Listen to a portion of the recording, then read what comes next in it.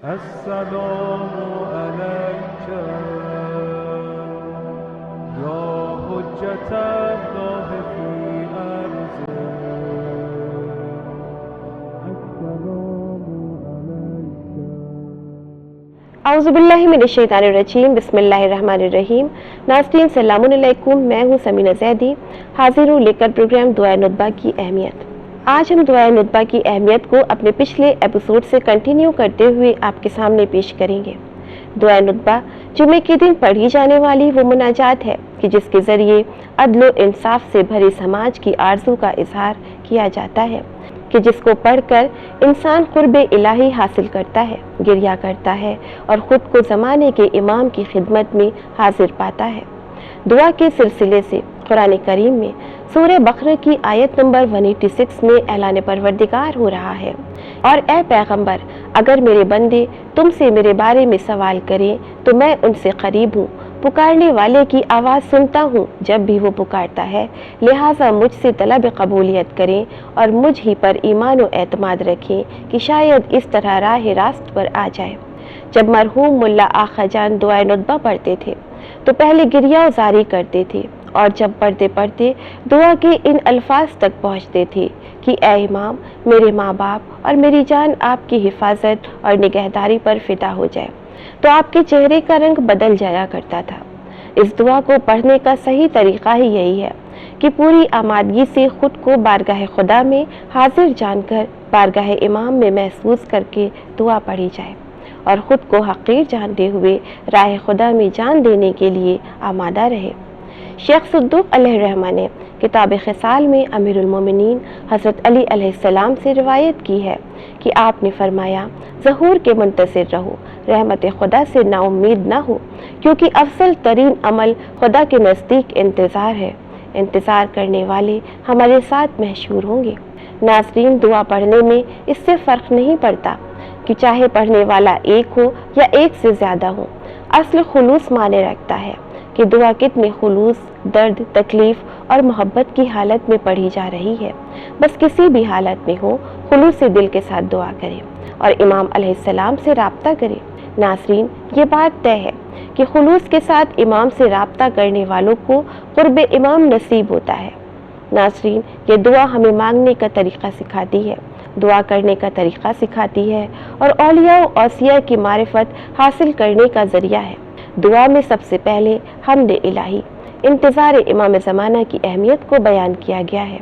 और अहले बैत से तवस्सुल के साथ ही उनकी अहमियत को भी बयान किया गया है. इसके बाद दुआ में ऐलान हो रहा है, और फिर जब उनके दिन तमाम हो गए तो उन्होंने अपने वली अली इब्न अबी तालिब को कौम का हादी मुकर्रर कर दिया कि आप खुद अज़ाब इलाही से डराने वाले थे और हर कौम के लिए एक हादी है. उन्होंने मजमे आम के सामने ऐलान कर दिया, जिसका मैं मौला हूँ उसके ये अली भी मौला है. खुदाया, जो उसे दोस्त रखे उसे दोस्त रख, और जो उसे दुश्मन रखे उसे दुश्मन रख, और जो उसकी मदद करे उसकी मदद कर, जो उसको छोड़ दे उसको नज़रअंदाज कर. और उस रसूल ने ऐलान किया कि जिसका मैं नबी हूँ उसके अली अमीर हैं, और फरमाया कि मैं और अली एक ही शजर है और तमाम लोग मुख्तलिफ शजरों से हैं. और अली अलैहिस्सलाम को मूसा के लिए हारून की मंजिल पर करार दिया और उनसे कहा कि तुम मेरे लिए वैसे ही हो जैसे मूसा के लिए हारून थे, और अपनी बेटी सईदतुन निसाइल आलमीन का उनसे अक्द कर दिया और उनके लिए मस्जिद में वो सब हलाल कर दिया जो खुद उनके लिए हलाल था, और उनके दरवाजे के अलावा सबके दरवाजे बंद कर दिए. फिर उन्हें इल्म व हिकमत का ख़जानेदार बना दिया और ऐलान किया कि मैं शहर इल्म हूँ और अली उसका दरवाज़ा है,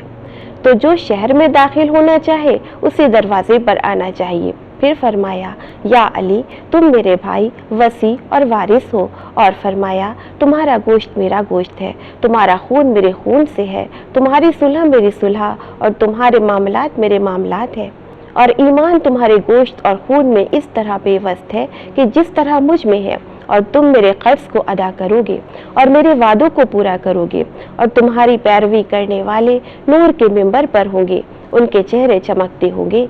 अगर तुम ना होते तो मोमिनीन की शिफात भी ना हो सकती, और वो पैगंबर के बाद गुमराही में हिदायत और तारीकी में नूर अल्लाह की मजबूत रिस्मान हिदायत اور اس کا سیدھا راستہ تھے۔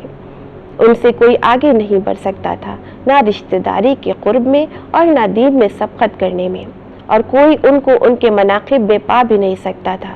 وہ ہر امر میں رسول اکرم کے نقش قدم پر تھے، اور پھر اس طرح دعا کرتے ہیں کہ ان دونوں اور ان کی اولاد پر رحمت نازل کر، اور وہ تعویل قرآن پر اس شان سے جہاد کرتے تھے کہ اللہ کی راہ میں کسی ملامت کرنے والے کی ملامت کی پرواہ نہیں کرتے تھے۔ انہوں نے اس راہ میں عرب کے سرداروں کو زیر کیا اور ان کے بہادروں کو قتل کیا، انہیں فنا کر دیا تو ان کے دلوں میں بدر اور خیبر اور حنین وغیرہ کے کینے جمع ہو گئے، اور انہوں نے ان کی دشمنی پر اتفاق کر لیا اور ان سے مقابلے پر سر جوڑ کر ایک ساتھ ہو گئے، یہاں تک کہ بیعت توڑنے والوں، دشمنان اسلام کو مقابلے پر لانے والوں اور دین سے نکل جانے والوں کو قتل کر دیا گیا، اور جب اپنی زندگی کا وقت پورا کر لیا اور انہیں دور آخر کے بدترین انسان نے قتل کر دیا جو کہ پچھلے دور کے بدترین انسان کو ماننے والا تھا، تو پھر رسول اکرم صلی اللہ علیہ وآلہ وسلم کے حکم کی ہدایت کرنے والوں کے بارے میں ایک کے بعد ایک مخالفت ہوتی رہی، اور امت ان کی ناراضگی پر راضی اور ان کے تعلق ختم کر لینے اور ان کی اولاد کو دور کر دینے پر متفق رہی، علاوہ ان کچھ لوگوں کے جنہوں نے آل رسول کے بارے میں حق کی رعایت کے لیے وفاداری سے کام لیا۔